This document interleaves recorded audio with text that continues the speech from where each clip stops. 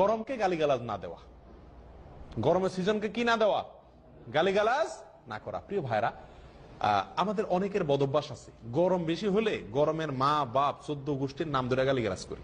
নবী সাল্লাল্লাহু আলাইহি সাল্লাম থেকে আব্দুল্লাহ ইবনে আব্বাস রাদিয়াল্লাহু তাআলা বর্ণনা করেছেন, সুনানে তিরমিজিতে বিশুদ্ধ সূত্রে বর্ণিত হয়েছে যে নবী সাল্লাল্লাহু আলাইহি ওয়াসাল্লাম ইরশাদ করেছেন, ইন্নাহু মান লাআনা শাইআন লাইসা লাহু বিআহলিন রাজাআতিল লা'নাতু আলাইহি। যদি কেউ এমন কোন বস্তুকে লানত দেয়, গালি দেয়, অভিশাপ দেয়, বদদোয়া দেয়, যেই বস্তু আসলে গালি পড়ার মতো বস্তু না। একটা ইট গরম, গরমের গায়ে তো আর গালি পড়বে না। এরকম অপাত্রে যদি কেউ গালিগালাজ বা অভিশাপ করে তাহলে সেই অভিশাপ তার উপরেই ফিরে এসে পড়ে। কত বড় জঘন্য কথা!